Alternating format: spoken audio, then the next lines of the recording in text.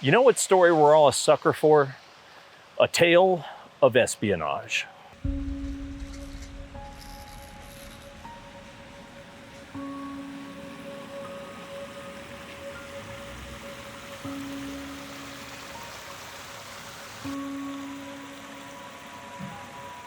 We immortalize the fictional characters, the James Bonds, the Jason Bournes, the James Reeses, but that, of course, is an actual world that exists, and we don't often get to peek behind the curtain to look at their tools.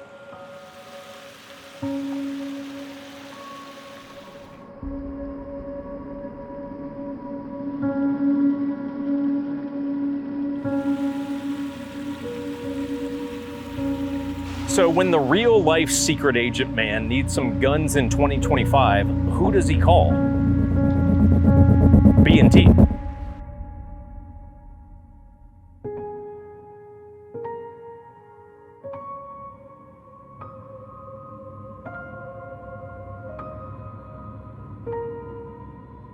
Now, caveat, there's plenty of good war-fighting gun companies out there, but oftentimes what the secret agent man needs is discretion. Let's say he was in a public space such as this park and had to discreetly execute upon a mission with little more background noise than a flowing stream. What would he use?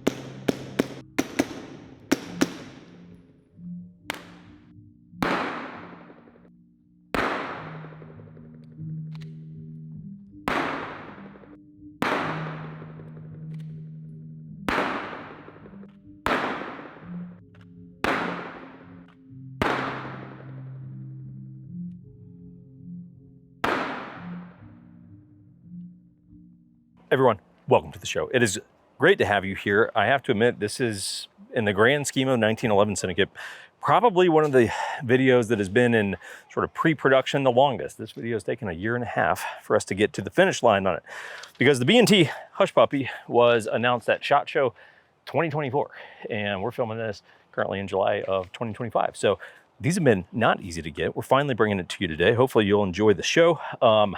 It's been a long time since we've had B&T on the show.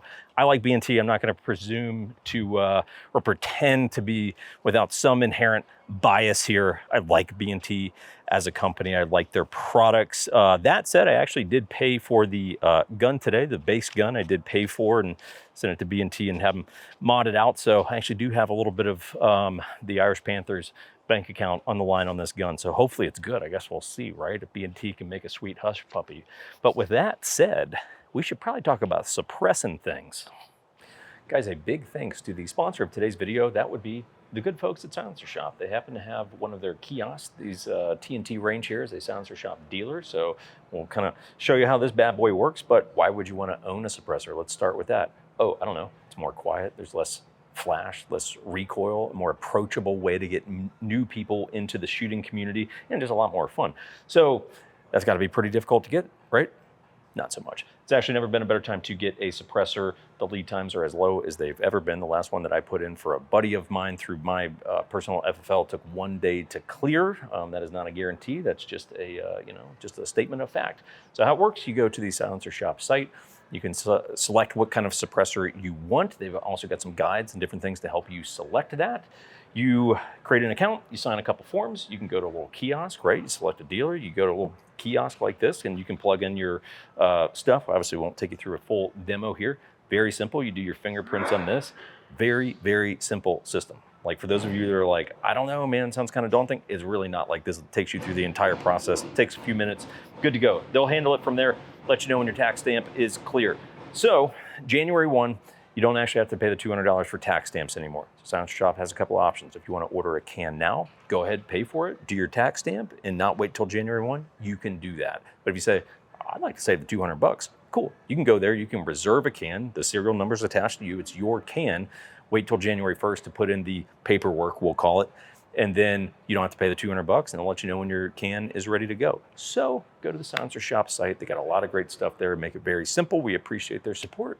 And we'll go ahead and start talking about the Hush Puppy. Okay, everyone, let's talk about the history of the Hush Puppies. And we're gonna go chronologically and kind of give you the breakdown here. A lot of you probably know this, and I know some people get impatient with our videos. They're like, shoot the gun already. It's like, guys, we're getting all that, but we're actually trying to impart a little bit of a history lesson in regards to these oh so cool guns. So it all goes back to World War II with the Welrod pistol. You can think of the Welrod as like the OG of the sort of assassin guns, if you will, at least as we know them today. It might go further back, but really the Welrod is kind of the main one that gets credit for being like the OG secret squirrel gun. Now, like I said, that's a World War II era gun. It's a single shot gun. It's a bolt action pistol, if you will, that runs full-time suppressed. We were actually lucky enough to handle one in Switzerland. It's Carl Brugger's gun of B&T. Shocker on that one, right? And it's very, very cool. Fast forward the clock. The term Hush Puppy is closely related, but also an entirely separate thing. And that really takes us to Vietnam, when we've got covert operations that are happening by the Navy SEALs and MACV-SOG. Now, at that point, they had access to the Welrod pistols, but they were really looking for something that was more modern, more powerful, and more quiet. Enter the Mark 22 Mod 0, aka the Hush Puppy. Now, if you're wondering where the Hush Puppy term comes from, it's because the gun wasn't really designed at all as a fighting handgun. It was designed mostly to shoot guard dogs and or guards who would be standing there and could alert to someone to your presence entering their compound or whatever it may be. So that's why it was called the Hush Puppy. Now, those guns were a Gen 1 Smith & Wesson. Really, really cool stuff. We've been, harping on mostly 3rd gen Smiths quite a bit lately on the channel. This takes us back to the 1st gen Smiths. Now, I always thought that it was a Model 59 because the Hush Puppy, the Mark 22 Hush Puppy, was a double stack gun, but it seems there's some varying reports of, hey, it actually wasn't a 59. That didn't come out until later. It was actually a Model 39 that was modified to accept a double stack magazine because the Model 39 is a single stack. The reason I thought it was a 59 is because the 39 is a single stack, the 59 is a double stack. So I go, well, of course it's a 59. Maybe, maybe not. If we've got any historians here who can chime in on that, I would actually be curious myself. Now, the Mark 22 had a big impact on suppressed pistols as we know them today, because it was I believe, the first case of a pistol using suppressor height sights. It also used an extended threaded barrel, and it also used a piston to allow the gun to cycle with the suppressor on it. The suppressor was a wipe suppressor. For those of you that are like, I don't know exactly what that means, different style design than a baffle suppressor, and we will show you the B&T wipe suppressor once we get to the range here momentarily. So it's using a wipe suppressor with subsonic rounds, and it had a slide lock feature to prevent the slide from reciprocating, also keeping the shell inside of the gun and not really leaving any trace for that matter. A really cool feature was that the gun actually came with a basically like a metal wire stock that is kind of similar to the broom handle Mauser. Hello, dog. How are you? You're fine. Just passing through. He's just passing through. He's fine. It's okay. I got a brown dog that walks through sets sometimes, so it's all good. Today it's a yellow dog. A little bit of a fat dog, but you know, whatever. We're downtown. They don't really take their dog's health seriously, or the leash laws. Anyway, the Mark 22 had this wire stock to allow the gun to be shouldered so you could shoot it more accurately at distance. Kind of similar to like a broom handle Mauser. Really, really cool. Frankly, just very, very cool stuff. Now, the Mark 22 was a Vietnam era weapon, didn't really exist after that. I think there were very few of them that existed. I think there's only 2 that are in civilian hands. Can't imagine what those are worth when those go to public auction. But now we fast forward the clock yet again. Now we're in the GWAT era, and believe it or not, Welrod pistols were actually still being used in the GWAT days, Global War on Terror, but mostly by the European units, and they were seeking a modernized take of the Welrod pistol. Enter B&T, and they come out with the VP9, which we know here in the States as the VP9, which stands for Veterinary Pistol 9, because it's for shooting livestock when they get unruly. It's clearly what that gun's for, and eventually becomes the Station 6. Those guns ultimately are very similar to the Welrod pistol. They're single shot guns. They, run subs and, leave no trace behind kind of thing. The problem is you can only run it as a single shot pistol. So that now brings us to the B&T Hush Puppy Glock. And that is meant to essentially put all that history together, and let's give you the best of all of it, which is a wipe suppressor that can be pinned, but it also can be run in semi-auto. It's just like, hey, let's take the fusion of the Welrods and the Station 6s, the VP9s, the Mark 22 Mod Zeros, and let's make it into a modern firearm. That's what the B&T Hush Puppy is. Now, technically, Supervel, the ammo company, owns the Hush Puppy trademark, if you will. So they're actually partnered with B&T, on the ammo side, of course. So you'll see the ammo marked Supervel, and, B&T's kind of borrowing the term from Supervel, like however that works, it works. But ultimately, the gun did come from the request of end users, and probably the coolest statement I get to say today, the gun is now operational. Okay, cool. Okay, so now let's talk about how this thing actually works. This Hush Puppy was unveiled at SHOT Show 2024. So these have been really tough to get. There's not many of them floating around in the wild. I do think they're gonna probably keep making them, because as best I can tell, I think it'd be a pretty popular thing, but it's B&T. It's always low batch production, and it's just kind of tough to get. But when I saw this at SHOT Show 2024, I thought, that's basically the only Glock I ever need again. And it's just really cool. Very niche, very purpose-built system. We'll kind of show you how the whole thing works. We'll start with the gun. The gun itself, actually, I almost can't believe I'm saying this, but the gun, like the actual base Glock, actually has a little bit of a cool factor, because B&T is doing these on Austrian imported Glocks. So I'm far from a Glock enthusiast, but this is not a Glock that you can just walk into a gun store and get. It's an import that was specific to this, and it's going to have the markings on it. Everything is actually basically serialized and matched to the gun. So the serial number on the slide will match the serial number on the barrel, which will match the serial number on the frame, and we'll talk about the suppressor in a second. But you're going to see, Austrian import marks that will be, at various places, and you go, hey, look, I'm far from a Glock guy, but in terms of a Gen 5 Glock 19, that's actually a pretty cool one, because you just can't go out and get these. What B&T then does is they basically take the serial number of all the components of the gun, and they match the serial number of the can. So your suppressor will have the same serial number with an S at the end of it, obviously to designate that it's the suppressor.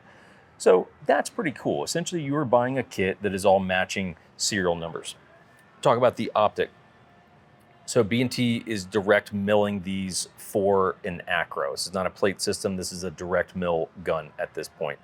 And they wanted to get it as low as possible. So not only do they obviously cut the slide so they can sink the acro down in it, but then they actually shave down the bottom of the acro so that it can be effectively even lower. And when I say it's low, I mean, they really sunk this thing down in it. You'll notice the factory iron sights, you know, they're nothing notable. I don't think it matters for this, but it's like, hey, they're front of the optic and not obviously the front sight there. So I can actually still index those factory low front sights inside of this window, all the way at the very bottom, but I can actually still use non-suppressor height sights, which just goes to show you they sunk this thing pretty damn low. And you might be thinking, well, that is obviously going to negate the warranty of the acro. Not the case. Fortunately, B&T and Aimpoint have a long-standing, very good relationship, so Aimpoint will actually still warranty the optic if something happens to go wrong. That's pretty slick. We'll show you the button of how the slide locks. This is, of course, you know, I'm sure a different mechanism, but basically exactly how the Mark 22 would actually work back in the day. So I would, you know, chamber around, and then I would just press down on the button in order to lock the slide. And of course, now the whole thing is locked. Now, one nuance point that I will just highlight in case anyone gets one of these and you happen to have the same issue. Today, when we were trying to run the gun on semi-auto, right, non-pin slide, it kept kind of auto engaging. It was sliding down ever so slightly. And I think what was happening there was, you'll see this tiny screw that's in there. It's a tiny little flathead screw.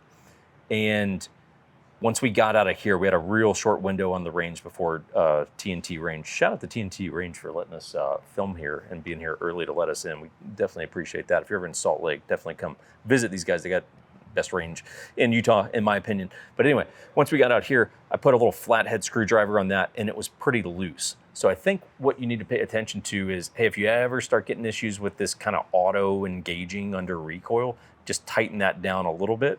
And it seems to be tightened back up now. There's no wiggle in it, so I'm pretty sure that was the culprit of our problems. Not really a malfunction, just something that, again, it's a specialty niche platform, and you got to pay attention to the little details.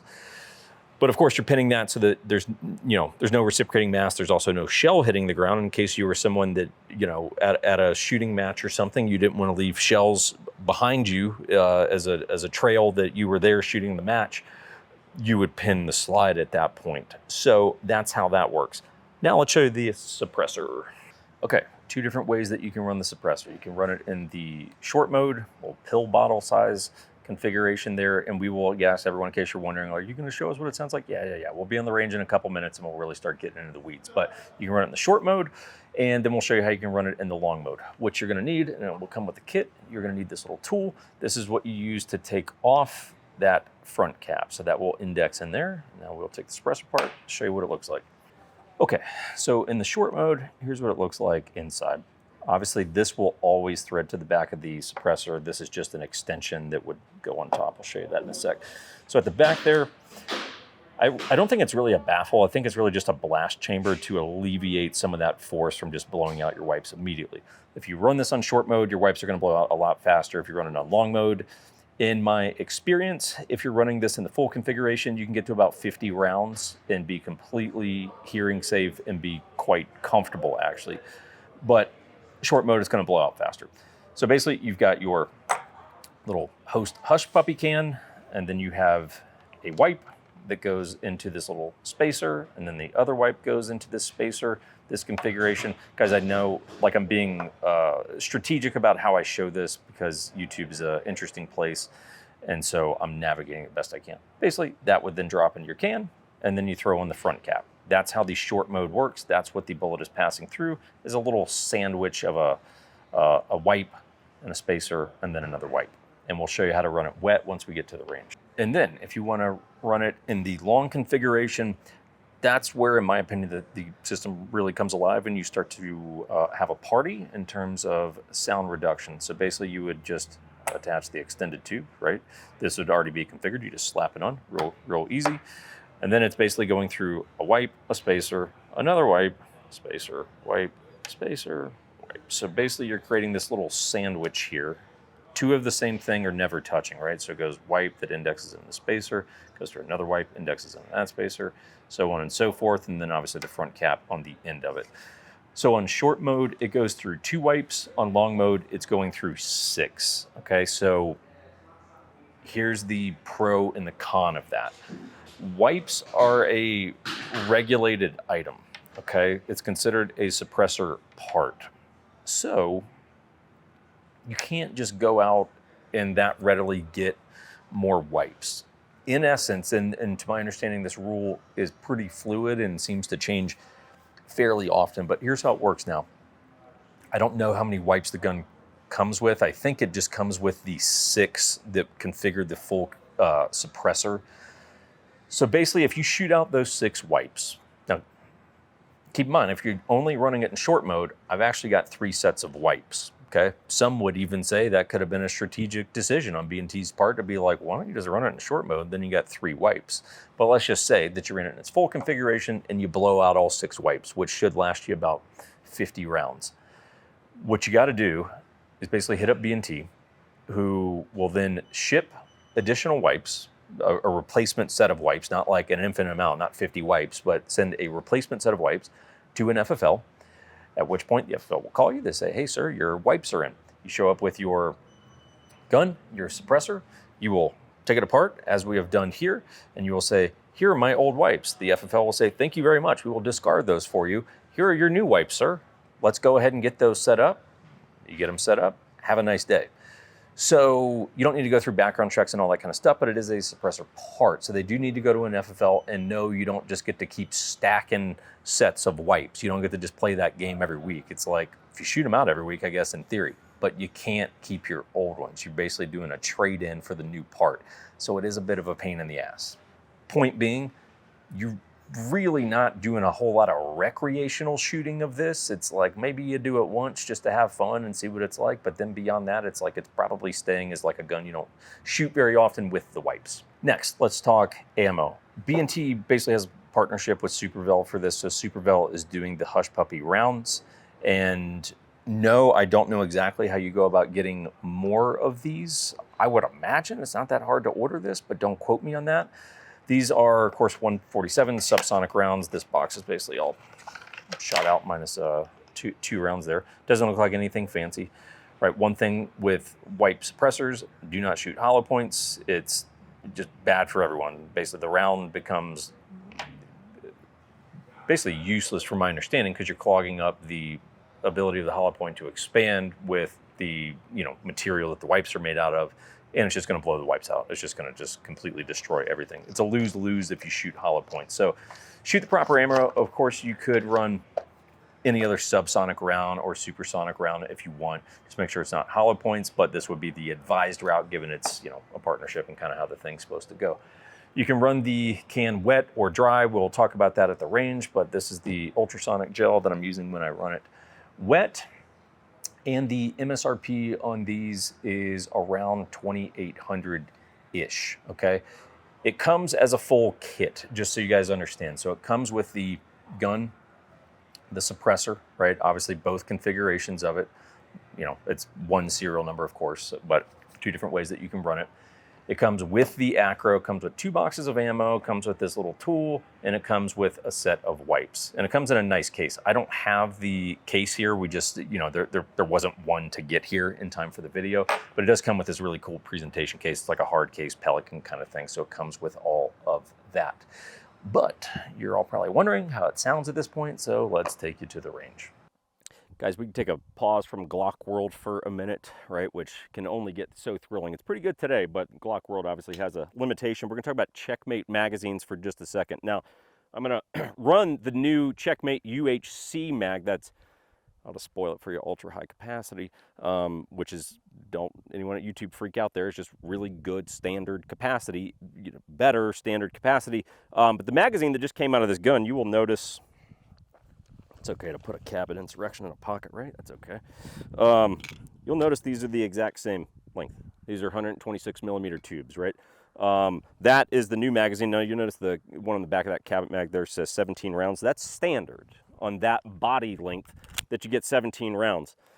Boys at Checkmate were like, yeah, well, we'll hold my beer for just a second here. Well, that was 10. And that was another 9. So they got a +2 in this bad boy. That is science, that is engineering, that is math, geometry, that is all the different scientific things. Springs, followers, God knows what's going on there. These things have been running flawless. If you run 2011s, this is definitely a no-brainer thing you should be picking up. 19 is more better than 17. It is actually 2 times better than the 17s. So anyway, appreciate Checkmate. These are the UHC mags. You can go find those on their places that you would go search for them. We appreciate their support. Let's go ahead and move on the show. Okay, here we go. We're on the range. Kind of give you guys the meat and potatoes of the video today, which is really hearing what this sounds like and the different variables that are going to come into play in regards to the actual sound suppression. A note before we get into that, holster selection. I just thought you got to have a holster for this. B&T's, actually has this in mind to be carried appendix IWB in the short mode as it is now. Not necessarily with a light, but you of course could do that. I'm not carrying an IWB, I'm carrying it on the outside.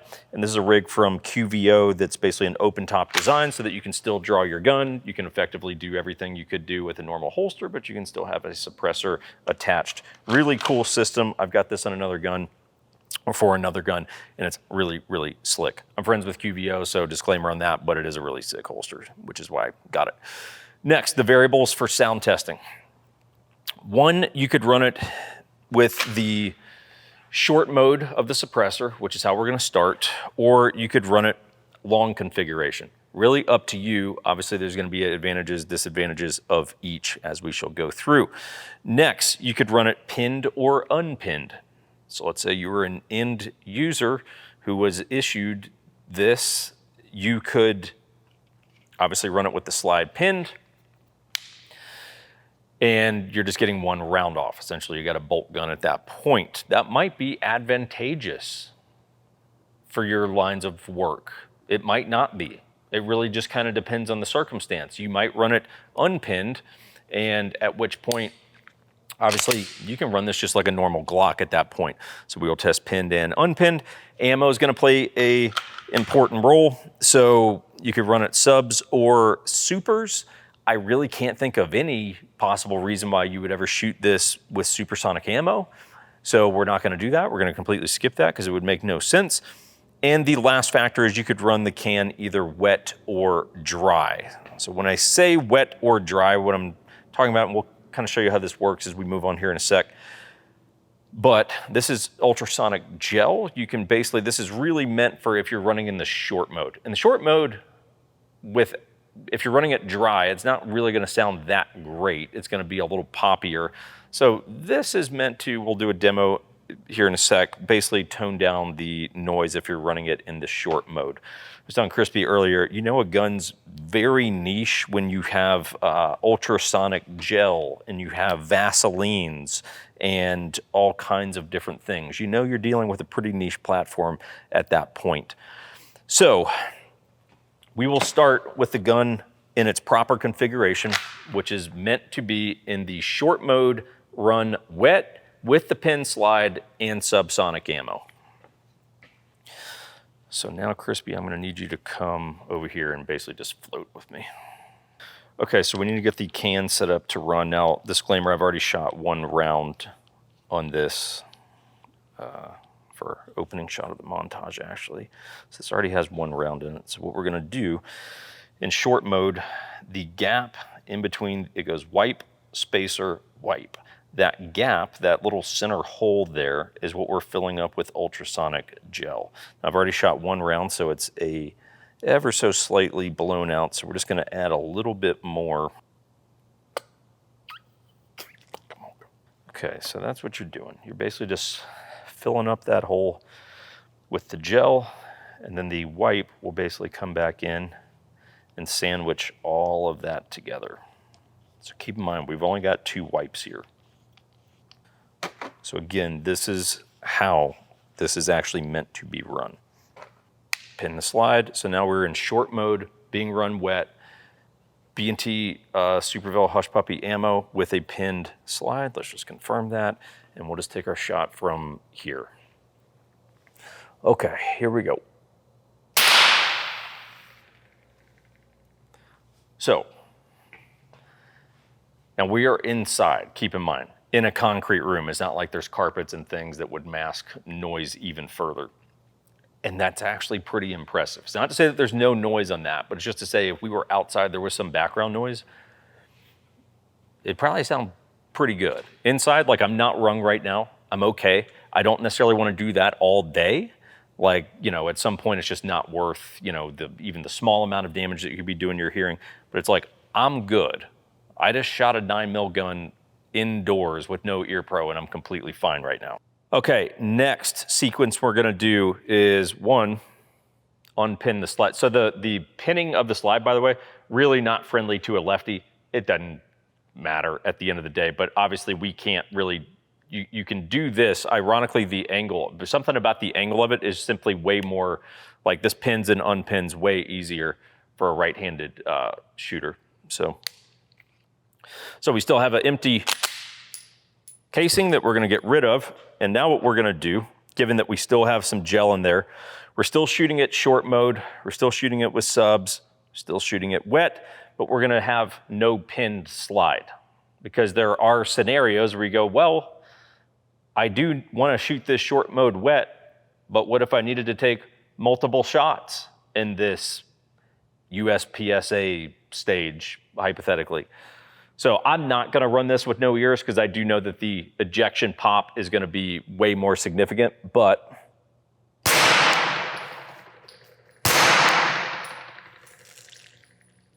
okay.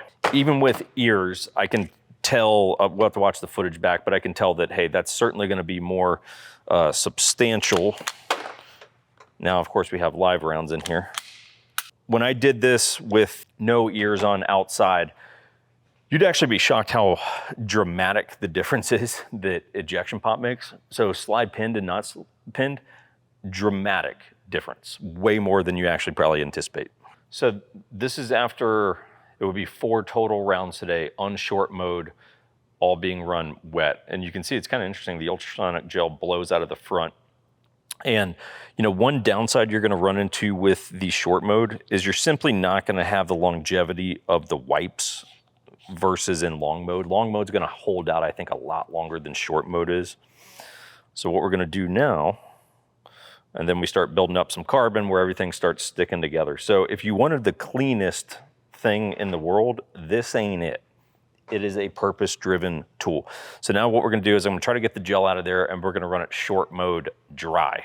So one thing I would suggest after, obviously I didn't shoot this a lot prior to today because wipes are not, you know, the easiest thing to get. And so I shot 50 rounds in a day, all through wipes. And one pro tip that I would give you is, because there's nowhere for all of the carbon and everything to escape, it all kind of builds up inside the can. And the threads can get kind of gunky. So that is actually what I got the Vaseline for, is basically just, hey, the threads, not the threads back here that go onto the gun, but the threads inside of the can that are, you know, attaching the two halves together and things like that. I would just put a light layer of Vaseline on it, because even today I could tell that's making a big difference into all this not getting super gunky and carbon locked. Okay, so now short mode, same ammo's gonna stay consistent all day. Pin the slide, but now the can's dry. I've basically wiped out all of the ultrasonic gel. The noise, again, I would say most quiet's gonna be pinned wet, then pinned dry, then wet unpinned. That's probably gonna be the rankings of how these sound.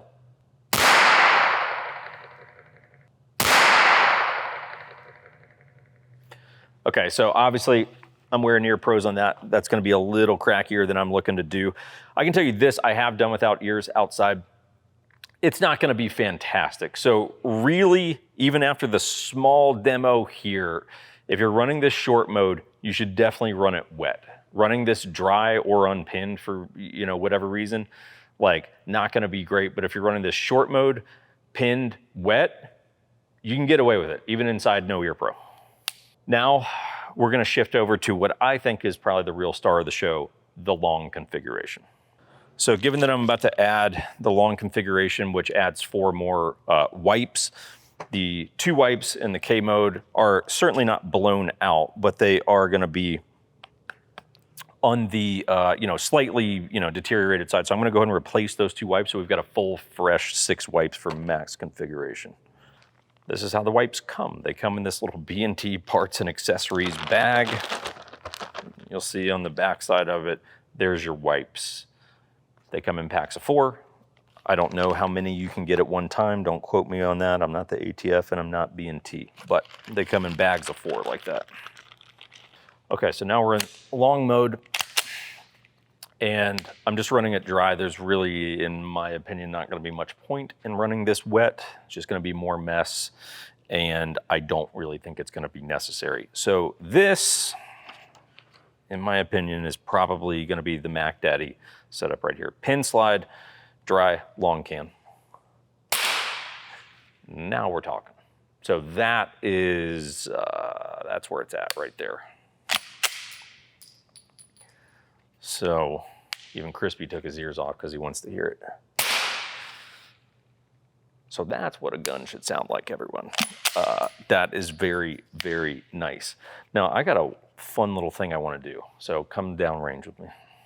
Okay, so just for fun, for the USPSA competitors out there, what we're gonna do is I just want to, let's say that the USPSA stage really, or IDPA stage, since we got IDPA targets, involved you starting very close on a target, right? Let's just say, what I'm curious to see is with the wipes, does everything really stay inside the gun, or is there any like residual carbon and stuff that's even entering the paper target? So let's find out.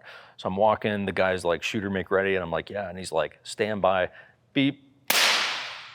Wow, that is interesting. Look at that. Check that out. That is fascinating. I've never seen anything quite like that.